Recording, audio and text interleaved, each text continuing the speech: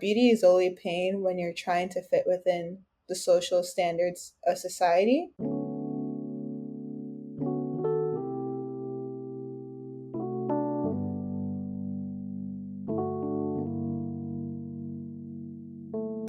Hi, I'm Danielle, and welcome back to Making Space. Not just a podcast, but a place for honest, open conversations about where people have been and who they're becoming. So this episode emerged out of a long text thread, as all great episodes do, with audio notes, videos, and many exclamation reactions. My friends Destny and Damilola are no strangers to the podcast, and you can learn more about them in episode 1 and 3. We're frequently on the same wavelength when it comes to our hair, so I had to bring them back for my very first group episode. Think of this as a casual living room chat as we hash out the relationship between inward and outward beauty and divulge our not-so-great hair salon experiences. If you want the full intro to natural hair, I recommend checking out my first podcast episode with Damilola that's also linked in the description box.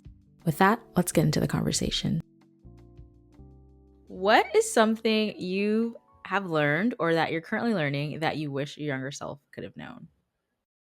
I think for me, related to beauty, it's that it's not too late to start developing your style, because I was not trying to at all in high school for other reasons. And I was also kind of insecure when I got to college when I saw all the other girlies knew how they wanted to present themselves. But the past 2 years, and I know you guys have seen this, I've been putting effort in. And slowly but surely, but I feel like I'm starting to discover more about my style, both with clothes and then also like the type of hairstyles that I gravitate towards. So giving myself the freedom and like knowing it's okay to explore even at the young age of 24 has been really freeing, because I feel like I've learned a lot in 2 years. I think I'm currently relearning how important nurturing inward beauty, like morals, humility, is over outward appearance. Because I'm thankful that I can be in a season where I'm like randomly complimented or easily complimented. But I wonder, like, if I wasn't a person that like had great personality traits or was like kind and caring towards others, would people like me? So I'm like, it's important that I nurture my inward self instead of just like my outward self, like a good portion of time. I also take those as moments of like when I'm putting lotion and stuff on my face. That's also when I'm praying too, because I don't want to focus on the outward appearance. I want to focus on the inward as well. So I think I'm learning to strike a balance between those two. And I think that's interesting because it's like kind of two sides, right? Because like your inward beauty impacts your outward beauty, but at the same time, your outward beauty or your outward appearance can affect your inward appearance. Just like thinking back, I think it'd be cool to start just going back in time, thinking about our hair braiding experiences over time. And I remember like when I would be younger and the hairstyle was not giving what it was supposed to give. Okay. And I didn't ask for really much of anything. But if there's like, 5 sad braids. Scalpy. If there's 5 sad braids taking down my head, especially when you're young and you're still building that like self perception, self-esteem, it can really impact how you feel inwardly, which is so crazy. So anyways, I thought it'd be kind of fun to start there, like thinking back at your hair braiding experiences over the years. I know I was the kid whose mom did her hair for, I want to say like honestly up until maybe the 5th grade, 4th or 5th grade. So like it wasn't like a horrible experience because she was doing it, but she wasn't a professional hair braider. Sorry, mom. But anyways, like so like there was like 2 styles she could do, and that was what it was. It wasn't until like middle school that I started going to somebody else. And then it got really painful because someone else doing your hair is more so a professional at it, or it's what they do for a living. But yeah, what about y'all? I think my mom also used to only braid my hair until I want to say 6th grade. But she actually, now that I think back, she had a couple styles up her sleeve. Low key. Okay. She was doing different stuff. She was taking requests. I don't remember officially when we started going to people, but that was definitely a different experience because you never know what you're gonna get. I was actually thinking about this yesterday, and like I remember one time my mom did a style that she liked on my head that I didn't like. We were there sitting for hours. I think it was like 11 p.m. by the time we were done. Maybe it wasn't even that late. But I got up, I looked in the mirror, I said, yay, yay, yay. I didn't like it at all. And then I walked back to my mom and she had to like take it all down and start over to do what I actually wanted. A braider, an African braider? Oh, absolutely not. She will ask you to say thank you after giving you the worst braids. But yeah, it's kind of cool. I cannot remember the last time my mom did my hair, but she used to do it all the time. Yeah, I think my hair story is probably the most interesting part of like coming to like reconciliation or like okayness or like peace with my outward appearance. Like from maybe from birth to third grade. I really liked how my mom did my hair, and also I liked whenever we went to like the braiding salon too. Now for adults, there's like this bubble proof style, like with extension hair, but like we'd do like bubbles on my hair, and like it would kind of be like collarbone length, and I thought it was so cute. Or would do like the two strand twist that most like little girls have. I remember my first bad experience in third grade where I don't know what I was saying, but then this guy, and like he was like a black guy or like black kid because we're in third grade, and everyone like thought he was cute and XYZ. I didn't really know if I cared or not, but he said something that was like, "Oh, I don't look like a third grader because of the hairstyle that I had," and I think since then, like, oh, I was like uncomfortable with my natural hair, especially like Hmm. in third grade is when I moved to Texas as well. So it was just different because it was like Hispanic and black girls for the first time in Maryland. It's mostly like Caucasian or like white girls. So maybe I didn't have that much to compare to. And so I was like, my hairstyle isn't like theirs. But then progressing to like middle school was honestly really awkward. My mom made me get my first weave. I really didn't want to do it. It was so bad. Like I thought it was so horrible. Like one of the like Hispanic kids was like asking me like, "Oh, is that your real hair?" Because like obviously Why it'd do seen they me in love to school before ask that? then, and it was just like was this whole mess. I hated it. It was so horrible. But then come high school, I found out this crochet style that mimics stretched out natural hair, and I wore it from high school all through college. And so that gave me like a lot of reassurance in that like, oh, it was a hairstyle that I could do. But I've never really been in a place where like I just like relax or like enjoy my natural hair. Me and my natural hair, I always joke that we're not friends, but I think that's my hair journey. It's been probably really emotional. They're not just a few emotional days. It's just I don't want to talk to my hair and that's it. No, I mean, I think, and we talked about this like in the natural hair episode, because like people think, oh, it's just hair, but especially as a black girl, as a black woman, like hair is a lot. It's like a large part of your at least physical identity and what people see. And just like because of the society that we're in, it can be difficult. I remember, and maybe it was middle school where people started getting weaves. I think Destiny said that's when she got her first weave. I never did a weave. I don't know why necessarily. I was like more of a braids girl. But Mm-hmm. when I was like middle school age, my mom would just be taking me to like her friends at church that do hair on the side. They're not professionals or anything. They just do hair on the side. And that's always like a hit or miss because one, you're not paying that much, and that's a good thing, but it's also a bad thing. It's also a bad thing because sometimes like I would hate how it came out, but then I just put my hair in a bun and put a headband on and I keep it moving until it's time for me to take the style down. But I definitely remember there were some styles I was like, yikes, this is not looking on me. But then the alternative was going to the auntie that is really good at hair, but her hands are so strong, meaning like she's a really tight braider. So the braids will come out really nice, but at what cost? Like the cost of your edges and your happiness for at least 2 weeks because of the pain that you're going through. Two And I just couldn't weeks. do it. Like I say I'm like kind of tenderheaded, but maybe I'm more tenderheaded than I admit. And so I just couldn't do the pain. So I would rather just go to someone who will do my hair like okay than go to someone who'll do it really nicely and it's painful. At least that was me middle school, high school-ish. And I think, Damilola, you were a braids girl. Yeah, so my mom did my hair all childhood, started getting braids with extensions late elementary school to middle school. Honestly, I still have never had a weave in my life. I don't think I would ever do it. I still don't know how I feel about wigs. Honestly, my luck, it'd probably fall off my head.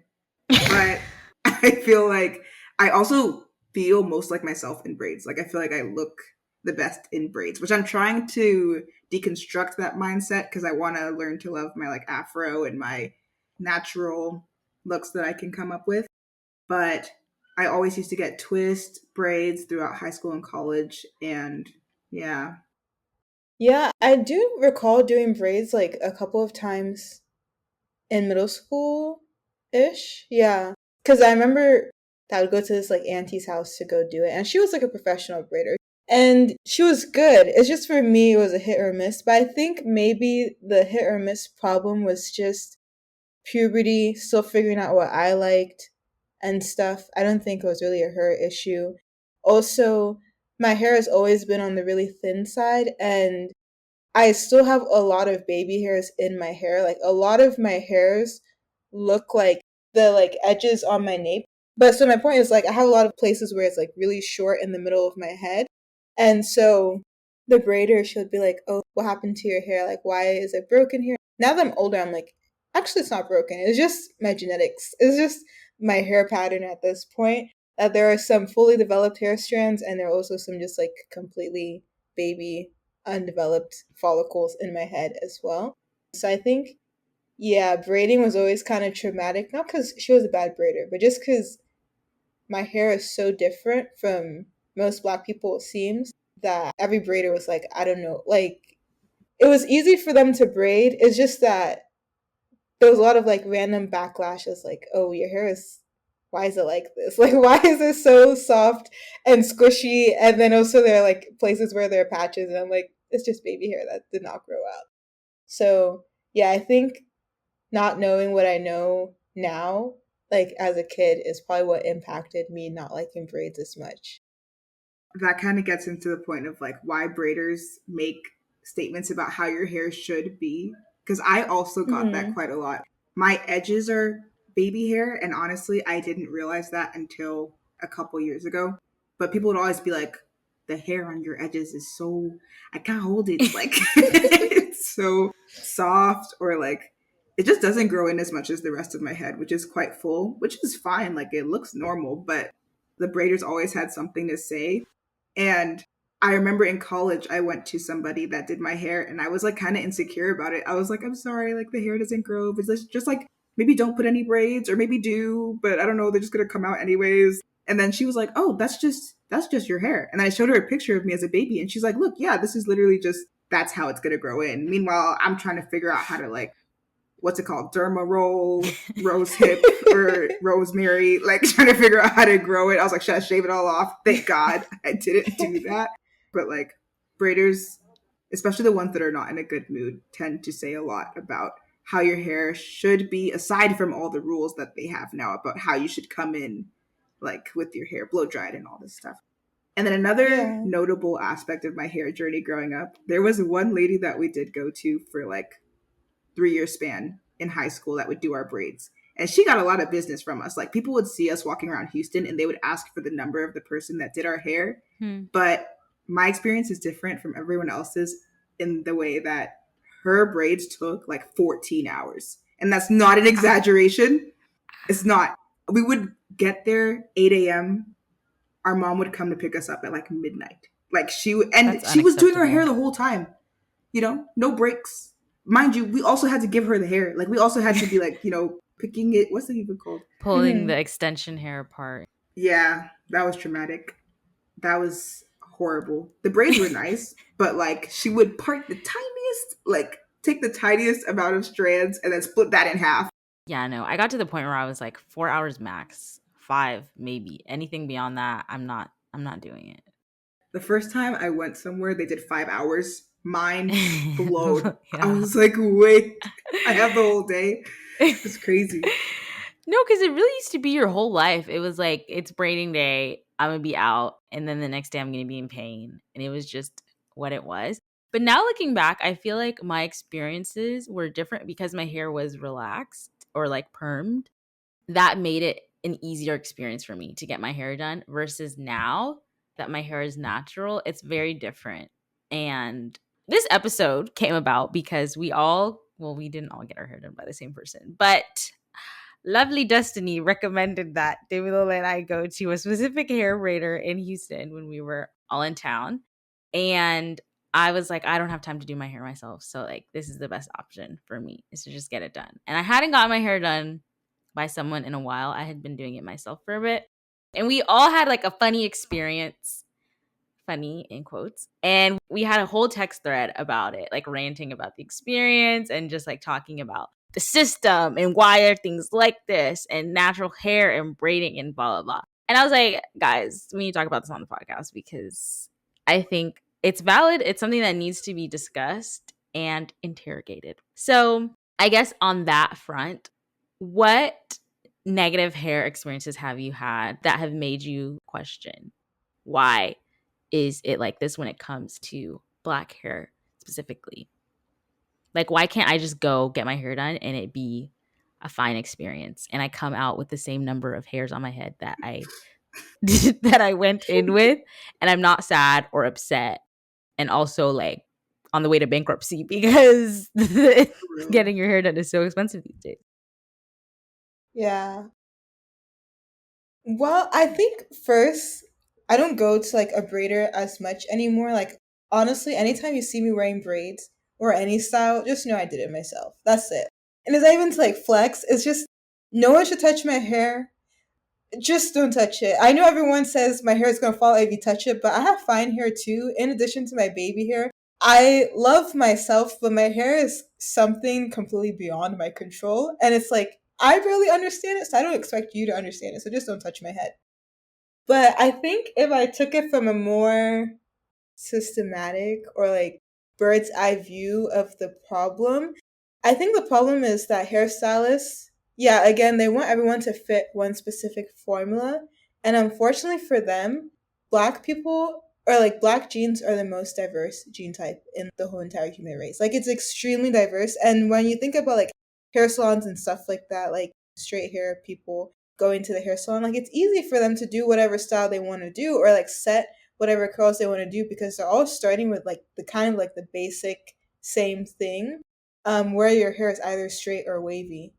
And also for that too, because they're all starting from the same point, like the stylist, then the price of like doing their hair can all be the exact same price point.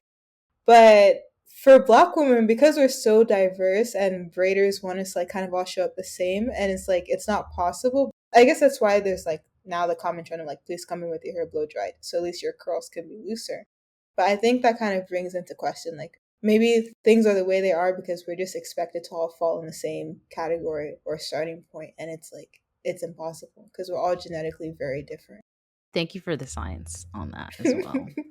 That's so deep. I can't think of a specific instance, honestly. I think I've just had too many similar negative experiences where I spent $300, I didn't get what I wanted. And yeah, the blow drying. I go with my hair stretched, maybe not all the way blow dried, but the ladies will be so mad and it'll just be painful. But yeah, I think those three variables together make me just want to do my own hair. And I am not at Destiny's level at all. I definitely could not consistently get the style that I want out of my own efforts. But yeah, I just feel like there's so many requirements going into getting your hair done now. And it's so hard to find people that can do it well. And the price just keeps increasing. So that's just making me not feel that drawn to go and look for someone and then take a risk and be disappointed. Yeah, it's just not a good time.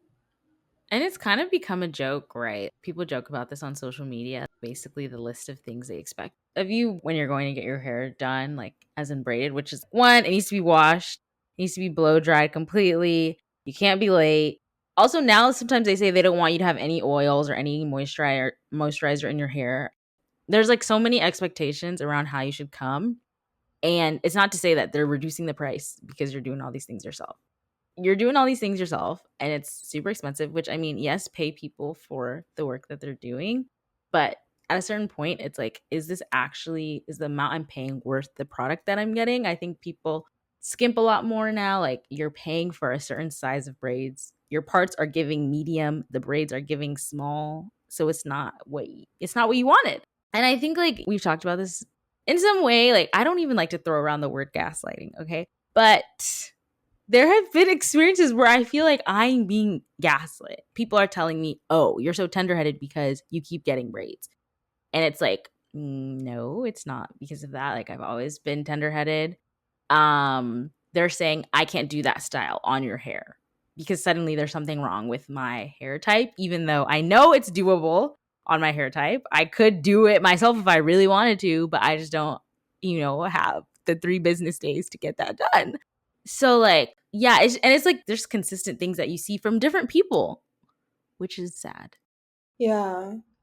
Because, yeah, even now it's like a joke that's like socially acceptable where people, they live in the United States, in the US, and they might even live in a black city, such as Houston or something, but they are flying to Canada, other random places, just because that braider is like highly recommended. She has the least come with all these instructions type of things, and like her hair actually like comes out properly, but they're paying her like upwards. It's passing the 300 mark. It might even be close to 1,000, but it's really up there in price because they know the person is going to do it correctly, exactly as asked. And I'm happy for those people that like people are coming from the United States to Canada to do their hair, and you're getting paid really well for doing hair well and listening to your customers. But for everyone that cannot afford to go to Canada just to get their braids done, should that be acceptable? Like, should we be living this way? Like, subjected to such, I don't know if it's anarchy at this point, but subjected to such like rules and regulations. And like, why is it that should not be the exception, right? Like, that should be the norm, is that you ask for something and that's what you get. Like, literally this last time I went with the hair that I bought for the style that I asked for, and they were like, we can't do that style with this hair. And I was like, but I think I've seen people use this hair, and they're like, you bought the wrong hair, so we're gonna do something else. And it's like, at that point, I mean, I can't leave. I have no choice because I've decided that I'm gonna do my hair here. But why? Why does it have to be a fight? I don't know. Why does it have to be Yeah. a fight? I remember one time I went to a really popular hair braiding place by my apartment in Austin, and I had just had Passion Twist, the braids before for Ibukun's wedding, and it was so beautiful. They suited me so well. So I just wanted to do it again, tried and true. And I remember I walked in, I told them the style, mind you, online before I got there. And the lady was like, will your hair Passion Twist? Like, she looked at me and she said it was impossible. And then she did a trial braid. It was horrible. It was so bad. And she was like, see, it's because your hair is the way your hair is. I ended up having to go home. No braids. Oh, there were the braids I did before we did our trip to Paris last summer. I Wait, was is that so the one where you excited. were crying? Yeah.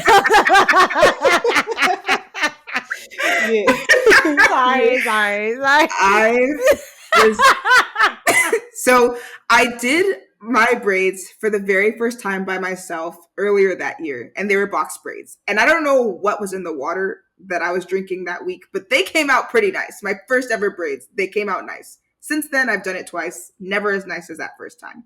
So I remember for this Paris trip, I was like, man, those box braids were so good. How much better would they be if a professional did them? Joke's on me. I literally go to this place who's highly recommended. I sit there, I'm working remotely while they're doing my braids. And I remember the girl sitting across from me kept looking at me too. So like, I don't know if she was thinking, oh, that's maybe just the process or that's not looking good. And then I couldn't see any of the progress the way that my seat was set up. I couldn't see any mirrors or anything. So I wasn't able to see what it looked like until the end. And exactly Oh. what you said, they were big parts, tiny braids, tiny braids. I told you, I looked like Angelica's doll from Rugrats. Okay, it wasn't to that extent. They were so bad. And every time I looked at myself in the mirror, I would like start crying. And then I had to call Danielle. I think that was the straw that broke the camel's back, because I had seen myself successfully give myself what I wanted. It just took 3 days of effort. And then I go pay like $200+ at this place. And I told them exactly what I wanted. And I showed them pictures, and I used some reference pictures from the braids that I had just done. And it just came out so sideways. And I ended up having to take them out and redo them. And my redone ones weren't even that good, but at least I was more comfortable with them than what I had actually paid for. So I think more than the stories, it's the inconsistency that's become so normal. I just can't spend so much and be so sad and cry. Yeah. It's not worth it. I also wonder, like, we're in an increasing like consumerism society. And so like when I'm braiding my hair, well, when I was learning to braid my hair, I would kind of see like on Pinterest that there are these like braiding maps that people used to be like, if you want to do like medium braids, you're gonna put like 5 parts in this like middle row. If you're gonna do like small braids, you're gonna do 10 parts, and like where this row would also go as well.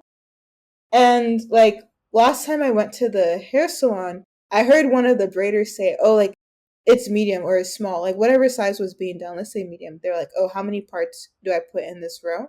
And so it's like it's kind of becoming like a more systematic thing, but the system is like set up to benefit the braiders, not so much so the people that are getting their hair braided.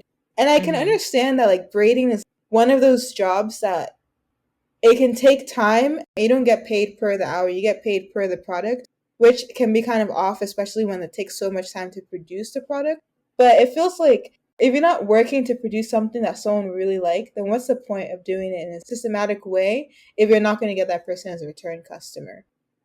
I feel like it's not being catered to enough. Because before, braiding used to be like a community activity. Now it's just a buy and sell activity, which is what makes it like really hard to enjoy and be able to go back to someone and be a loyal customer and let them know they always get your money because they trust you.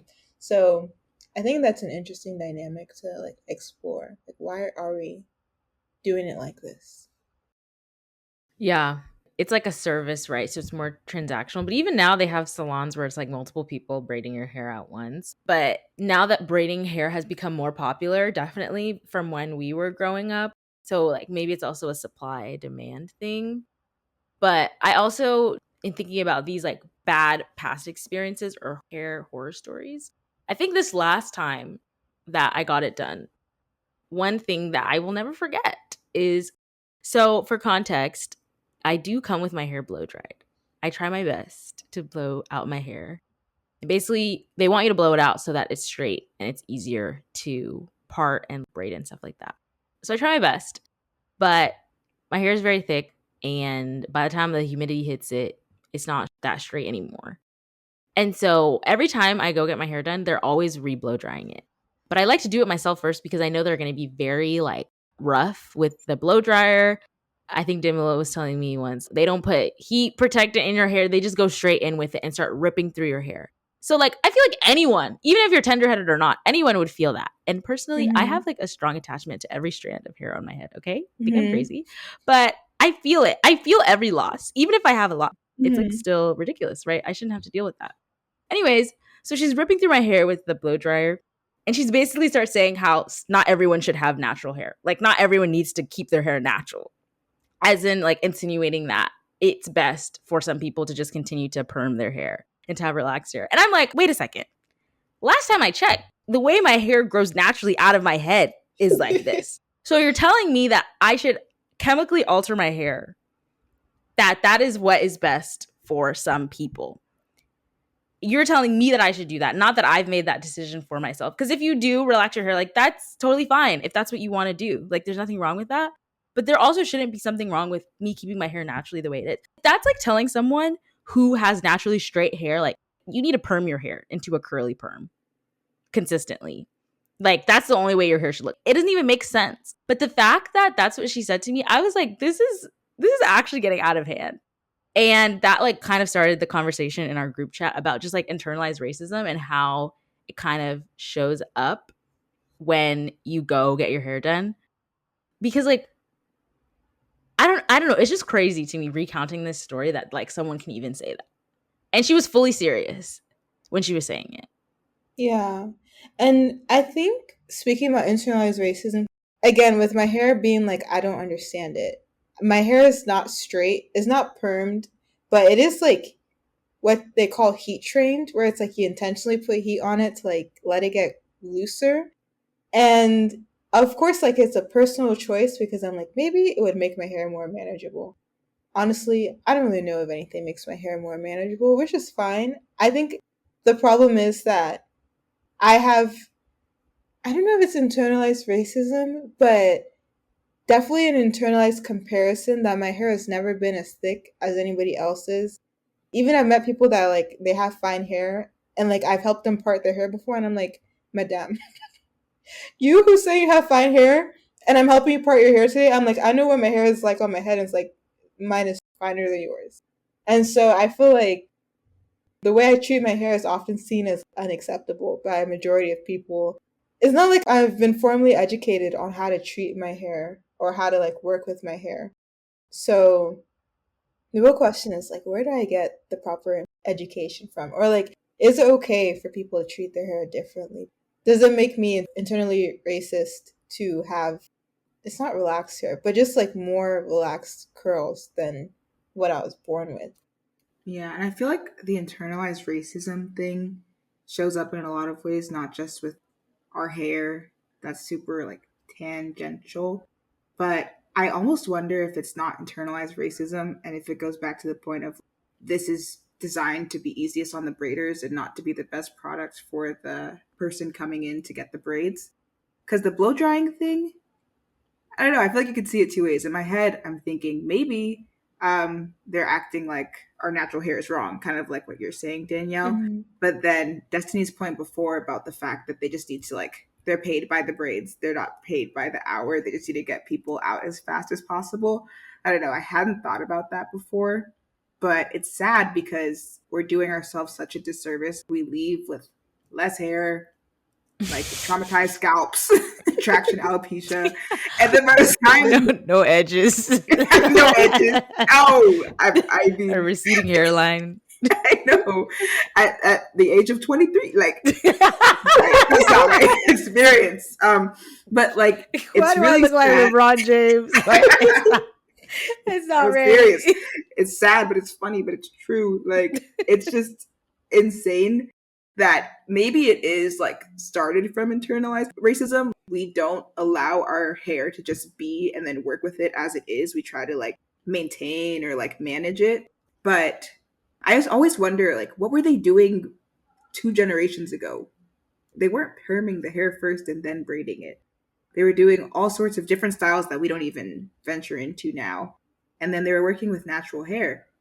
But our parents' generation had all sorts of stuff happening with like Western media and like colorism and straight hair being, the most desirable and all these things. So it kind of makes sense that they make comments like they do. But I definitely think it's two sides. It's like they're making their lives as easy as possible and they don't see the value in like letting our hair be and working with it instead of trying to like shape it into this thing that they think is more manageable. Yeah, it's so unfortunate because I already know when I take out these braids, like I'm about to have at least 20% less hair. Like, Stop! I'm scared. yeah, it'll grow back, but like, and I used to think my hair couldn't grow, but it's because of the way that we're not taking care of it. It's a whole thing. And I think like something you're talking about is also just the knowledge of how to do our hair, right? We touched on this in the natural hair episode, like how it's unfair that we are raised to like not even know how to take care of our actual hair. And kind of maybe that's what you were touching on, Destiny, with like your own hair. I mean, I think at the end of the day, in celebrating natural hair, it's also celebrating all the things that it can do, right? So like if Mm-hmm. someone wants to be a straight natural, there are also people that do that. And like if you were to say, oh, is it internalized racism that my hair is heat trained? Then it would be internalized racism if someone relaxed their hair, right? Because it's a similar thing. It's just different. And I Mm-hmm. think us talking about our natural hair doesn't mean there's anything wrong with having your hair a different way if that is what you want. But it's also still unfair that like we still don't know, or it's still like always a learning process of how to take care of your actual hair. And I even go to like hair salons to like get my natural hair done, and they tell me different things. Different people tell me different things. I still feel like some of those hair salon owners are rough with my hair when they're blow drying it. And maybe it goes to what you were saying about, they have a limited amount of time. They want to move as quickly as possible, and that equals more pain. But it's just frustrating because it's like, this should be a normal thing. Like, I should be able to go get my hair done and not leave with a tender scalp and slightly upset that I lost so much hair in the process, you know? Yeah. And that makes you just want to stay away from salons altogether. But I'm not a professional, and it's very time consuming to do it on your own. Yeah. So I don't know what I was on, some social media, but essentially I saw that there's this woman in Houston and she does like keratin treatments and blowouts and stuff, but like in a very healthy way. And like her clients are supposed to like come back to her like once a month for like touch ups and redos and stuff. But for her service, it's such a high cost to entry. I think the price was like $3.95. I'm not even joking. Like it was like I can never cough up this amount of money to give you to do my hair. I'm like, people that have the money to come and do this, wow, that's wild.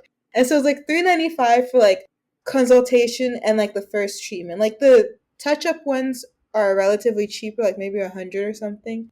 But even if we're able to like learn about how to take care of our hair, I feel that there's just not enough accessibility to like knowledge of how to do it. And so it leaves everyone else kind of like stranded on what to do. Yeah.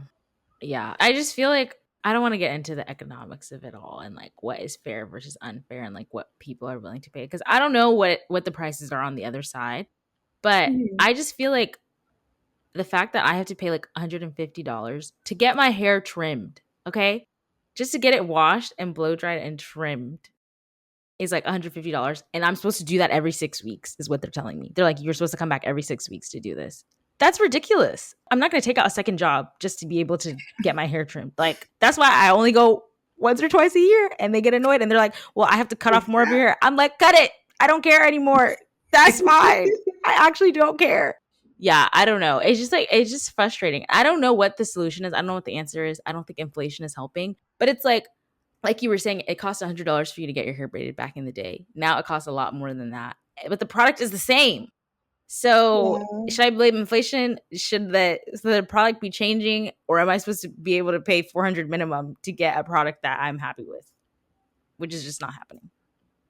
Yeah, in my head, if I see someone like with really nice braids or her hair is like consistently nice, I tell myself that woman must be rich. She must have like money in a safe or something because the way how your hair is hitting all the time, nah, you have to have money to like have hair that nice all the time. So, yeah, I don't know. Yeah. I think I only get my hair done twice a year. So then in between, I'm trying to figure out how to do my natural hair. And then I was talking to my friend about it. And she was like, there's just a different kind of depression when your hair is not done. Like, it's just, you just don't feel. I mean, this is me. Danielle, you know how to like make your natural hair cute. And honestly, you too, Destiny. But like, I'm just going outside unsure about like what's going on. And if the wind blows a little bit too much, The it's over. Vegas. Stop, wait. It's finished. I'm finished. I mean, even the hair depression point, that's something to unpack, but maybe not today. Maybe not today, but it's like a joke on social media, people saying like, oh, I wasn't depressed, I just needed to get my hair done. And Mm-hmm. done in quotation marks meaning like getting it braided or like getting a weave or something like that. Mm-hmm. But we know like kinkier hair is just more, it requires more time to like take care of, and it requires like more care, which is like not a bad thing, but that is Mm-hmm. why like we have a lot of additional styles that we do and like add hair and do things like that to take care of it. So I understand, I'm not saying it's bad to have your hair done because we all do it, but it's just interesting. Yeah. Yeah. My thing was not related. I was thinking about knotless braids. It's like, what's the word? Epidemic, pandemic, maybe epidemic, knotless epidemic. Mm-hmm. Because me personally, I just feel like knotless does not look good on me. It just doesn't. It's so flat. My head is so big. And I feel like every single time I go to Big braiders, head girls stand up. they act like they don't know like anything other than knotless. And I'm thinking back to like 10 years ago when that was not a thing. Mm-hmm.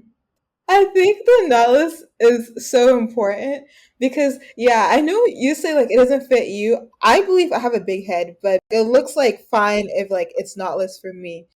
But the thing is, when Zendaya came out with her like knotless style, the backlash that was like heard about like kinky haired girls wanting to get knotless braids, and they're like, no, you can't do that. Your hair doesn't look good like that. Like, who told you it's impossible? Because that is literally the only way I braid my hair.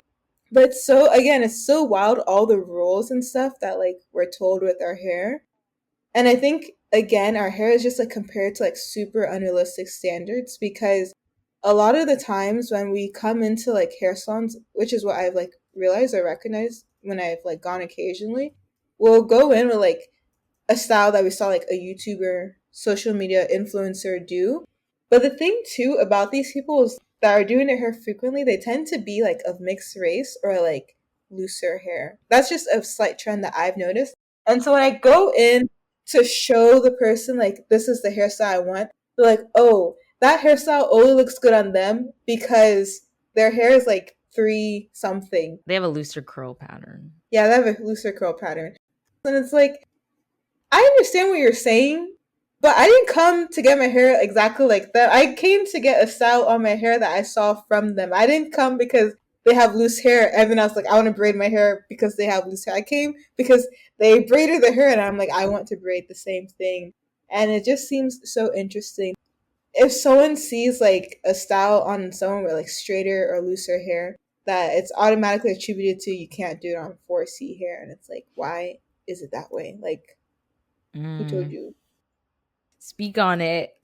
So, another reason I really wanted to have this discussion is because this last time of me getting my hair braided, me saying that I'm kind of tenderheaded. And I try to let them know, I try to have them think I'm more tenderheaded than I am because I don't want them just ripping out my hair willy nilly. So I'm like flinching as she's like trying to get the comb through my hair. My hair broke the comb also. She was going in with the rat tail comb and it broke in half. And I was like, that's what you get. And I told you not to use it. And I told her, I told her not to use it because I'm like, rat tail combs and natural hair are incompatible. Okay. They don't work together. I was like, use my white tooth Mhm. comb. She was like, I can't only use your white tooth comb because I need the hair to be smooth. I need it to be smooth. So I have to use the rat tail comb. But this is me, not, my voice is just not being heard. So, okay, fine. My hair breaks the comb. She can say I'm visibly uncomfortable when she's braiding my hair because I'm in pain. And she basically gives me a whole speech on how beauty is pain. She's like, women, we go through pain for beauty, childbirth. How is that related? Anyways, she's giving me this spiel on beauty's pain, and I'm just sitting there silent because I'm not gonna argue with you about this. But it's like, why is it? Why is it? Because we say this in different contexts too. Beauty is pain, and it's always to women. Why does it have to be painful? I don't understand. It doesn't make sense to me. Yeah. That is a hot take. I've never thought about it in the context of getting my hair done. I've only ever thought about it in like high heels. I feel like specifically high heels. But honestly, I thought it was a given for braids to hurt every single time you get them done until I did them by myself. And I was like, wait a minute. I can move my face the next day. So I don't know. Women are just socialized to believe that like suffering is inevitable and like to be expected. And you just kind of have to roll with it. And so, I mean, definitely like childbirth, I guess that's a good example for that point. Maybe not the point that she was making, but I don't know. Just general life and like feeling beautiful shouldn't have to be suffering. I don't know. I wonder why that's become a commonly used term or phrase. Yeah. I feel like when I was thinking about beauty is pain, my best answer that I could come up with is that beauty is only pain when you're trying to fit within the social standards of society. And to unpack what that meant for me, well, I just could only think of Beyonce's Pretty Hurts video. But what I'm trying to get at is that if you're trying really hard to fit within a social standard and like you just aren't already there or like you're not meant to fit within it or it's not as easily designed because again most times our social standard is like identified by like white people. And so that is where you experience the most pain, where you're trying to like match up so perfectly to the idea of someone else. And I think that kind of brings me right back to like knotless braids coming out, Zendaya doing knotless braids, then knotless braids blowing up because everyone wants to do like Zendaya, and people are like, no, you can't get it done because your hair isn't Zendaya's. And that was not the point. I don't think people wanted theirs to be exactly like Zendaya. I think people have enough self-realization to be like, oh, she has a looser curl pattern than me. She's also a celebrity. Like, so she has the money to like do her hair like really, really well. Like, I don't think that was like what the goal was. It's like I saw the style on Black Woman too, and I wanted to try it out as well. I was not trying to just meet the one standard. I was trying to like embrace beauty and like, how does this look or style appear when it's applied to me? So that is my idea. That's a really good answer. I feel like that could be the addendum in any like children's movie or something. We could be like, beauty is pain, and subtext when you try to fit in or fit a category. That's just not for you. Yeah, I totally agree. That makes a lot of sense. And it's kind of like when you're trying to fit something or trying to alter yourself in a way that is like not quote unquote natural. It doesn't mean that it's not something you should do. Like, okay, for example, threading your eyebrows. That is something that I do, but it is like actually pretty painful. And I'm choosing to do it. And I like the outcome. So I think people could easily say, like, oh, yeah, that's an example of beauty is pain. And like, there's so many examples. But like, in the sense that it's an unnatural thing to do because I am changing the way that my eyebrows naturally appear. And so that is why it's painful. If I were to just leave them, I wouldn't have to go through that pain. And so a lot of times it is something that should be a choice. That's why I wouldn't compare it to childbirth because No. yeah, it's just a different, that's a completely different category. But like you're saying, you know, maybe wearing high heels. You don't have to wear high heels. But it was just like her telling me that. And I was like, but it doesn't have to be this way. You know, like you don't have to rip through my hair like this. Yeah. Yeah. And I think, again, just going back to this song of Beyonce's, like, especially the music video, the way like it kind of explains it. In the video, there's a portion where she's like doing like surgery lines on her face, like to prepare to like do cosmetic surgery. But the verse then goes, it's not the outward appearance that like needs a makeover or like a surgery, it's the inward part. And when it makes me think about beauty is pain, I think what's the most damaging pain is when it like damages your internal perception of yourself. Because again, my hair is thin in all types of ways, which I felt like for me that also meant like I have really thin eyebrows. I even have micro bladed eyebrows. And sure, these processes hurt in the moment, but they don't hurt who I am as a person because, again, like you're saying, like it was totally optional. It wasn't like a choice enforced on me by society.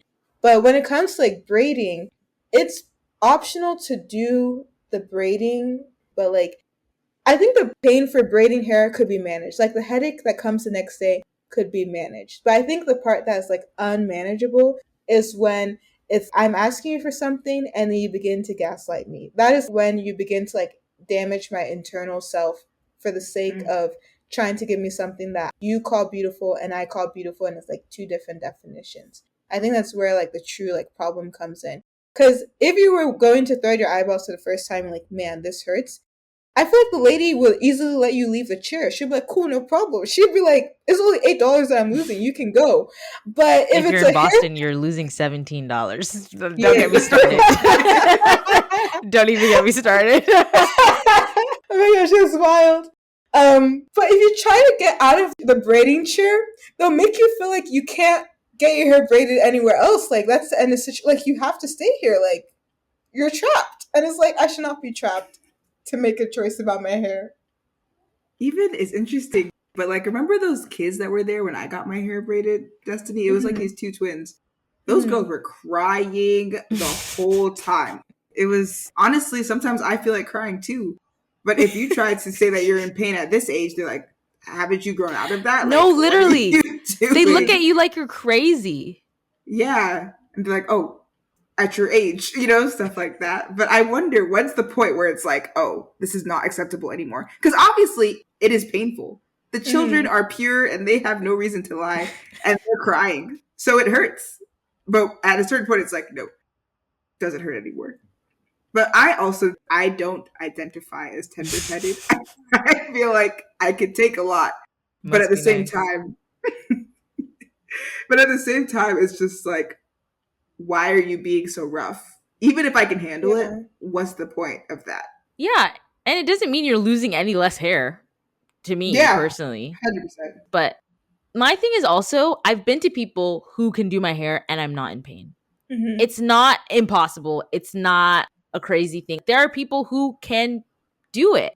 So that's why I'm like, it doesn't have to be like this. And like these days, a lot of the pain comes from them just dealing with my natural hair, which I didn't have to do in the past when my hair was relaxed. But maybe now that I'm older, just the idea of crying while someone is braiding my hair, that just seems like unacceptable. It shouldn't happen. Like nothing should Yeah. hurt that much that I'm like crying. And that happened when I was younger, like as a kid. If someone was braiding my hair super tight, like I'd literally be crying. I'm like, that can't be healthy for me either.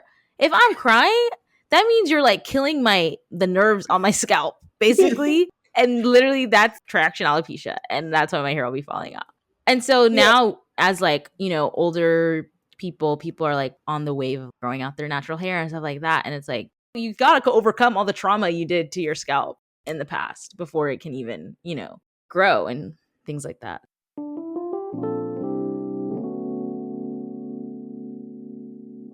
So, is there anything else on this topic that y'all wanted to share that you didn't get a chance to? I'm just curious what it's going to be like when we have kids. Because I feel like this conversation between the three of us, we're not the only ones that feel this way. But the older Yeah. generation is like, you guys are being so dramatic. There's all these rules and all these things, but we're all frustrated with the system as it is. So I just am curious if it's going to be more, there's going to be more salons and they're going to be better experiences and they're going to feel like more, I don't know. I'm hopeful for the future. I'm hoping there's like more styles and more humane hair braiding experiences and stuff like that. Yeah. For my children's sake, I hope I'm a billionaire. Not for me, but for them. So that way I can pay for $1,000 hairstyles so their hair isn't falling out. And I'm not joking. Yeah.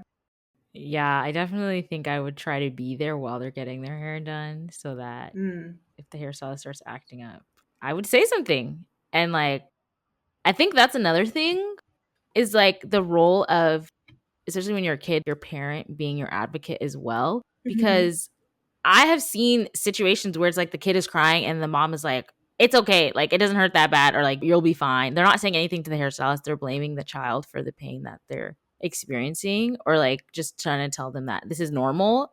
And it's like, once enough people start telling the hairstylist, this is not normal, you need to be more gentle, you need to be softer. And if you can't do that, then I'm going to take her with her 3 braids done and we're leaving. We're not going to fight about this. And then you're going to lose a customer. And that's what it's going to be. I feel like that can help maybe lead to change. I guess. Yeah. No, that's true. But then also it's just like, imagine what is the parent to do then? Like, I'm going to do go it finish the braids myself. at home? Really? This is practice. This is our practice grounds because, like, Mm-hmm. I feel like it's easier to do someone else's hair than your own. Hmm. Fair. Yeah. I mean, you may have more pressure to make it look nice because you're completely in control. But I feel like now that I know how to do my own hair, I could. Yeah. I do believe I would do my daughter's hair, even my son's hair, like for a portion of time, but I would also teach them how to do it themselves. Because I think that's just an important life skill. Like beyond going to have someone do a service for you, but like also knowing how to manage a service yourself. So, circling back, how do you guys feel like things have changed for you now after going through these experiences with your hair and like getting your hair done? I think for me, I never knew how to do my hair as a kid. I remember like I didn't know how to take care of my perms when I had gotten them done. But connecting it back to my initial question, we started. Yeah, I think it's just okay to be starting from scratch in 2024 because I'm trying to learn how to do my braids. I still haven't gotten to the point where I feel like I really like what they look like when I get them done, but it's okay. I can learn how to properly take care of my hair and just be patient with myself throughout the process.